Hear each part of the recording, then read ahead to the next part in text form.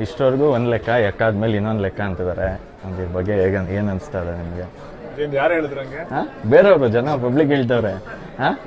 ಎಕ್ಕಾದ್ಮೇಲೆ ಇನ್ನೊಂದು ಸಿನಿಮಾ. ಅಲ್ಲ, ಎಕ್ಕಾದ್ಮೇಲೆ ಲೆಕ್ಕನೇ ಚೇಂಜ್ ಅಂತ, ನೆಕ್ಸ್ಟ್ ಲೆವೆಲ್. ಏನಂದ್ರೆ ಇವತ್ತು ಒಂದು ನಂಬಿಕೆ ಬಂದಿದೆಯಲ್ಲ, ಒಳ್ಳೆ ಸಿನಿಮಾ ಬಂದ್ರೆ ಜನ ಥಿಯೇಟರ್ಗೆ ಬರೋದು ತುಂಬಾ ಖುಷಿ. ಮತ್ತೆ ನಿಮ್ಮನ್ನ ಜೂನಿಯರ್ ಅಪ್ಪು ಅಂತ ಹೇಳ್ತಿದ್ದಾರೆ, ಅದ್ರ ಬಗ್ಗೆ ಚಾನ್ಸೇ ಇಲ್ಲ. ಅದ್ರ ಬಗ್ಗೆ ರಿಪ್ಲೇಸ್ಮೆಂಟೇ ಇಲ್ಲ.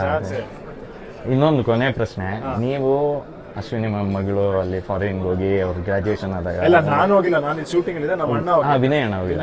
ಕರೆಕ್ಟ್. ಸೊ ಅಣ್ಣ ತಂಗಿಗೆ ಯಾವಾಗ್ಲೂ ಸಪೋರ್ಟಿವ್ ಆಗಿರ್ತಾರೆ, ಅವರು ಸಹ ನಿಮ್ಮ ಸಿನಿಮಾ ಬರ್ತಾ ಇದಾರೆ.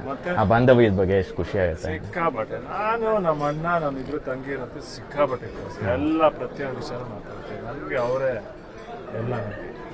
ಒಂದು ಸೀಕ್ರೆಟ್ ಕೊಡಿ. ಏನು ತಂಗಿದು ಸೀಕ್ರೆಟ್? ಗೊತ್ತಾಯ್ತು. ಸೂಪರ್, ಆಲ್ ದ ಬೆಸ್ಟ್, ಒಳ್ಳೇದಾಗ್ಲಿ. ನಿಮ್ದು ಬ್ಯಾಂಗಲ್ ಬಂಗಾರಿ ಸಾಂಗ್ ಸಿಕ್ಕಾಪಟ್ಟೆ ಹಿಟ್ ಆಗಿದೆ, ಅದಕ್ಕೆ ಒಳ್ಳೇದಾಗ್ಲಿ. ದೇವರು ಮುಂದಿನ ದಿನಗಳಲ್ಲಿ ಸಪೋರ್ಟ್ ಮಾಡಿ, ಖುಷಿಯಾಗಿ ಪಿಕ್ಚರ್ ನೋಡಿ ಆಶೀರ್ವಾದ ಹೇಳಿ. ನೆಕ್ಸ್ಟ್ ಸಿನಿಮಾಗಳಿದ್ರೆ ಒಟ್ಟಿಗೆ ಮಾಡೋಣ. ನಾನು 2 ಸಿನಿಮಾದಲ್ಲಿ ಆಕ್ಟ್ ಮಾಡಿದ್ದೀನಿ.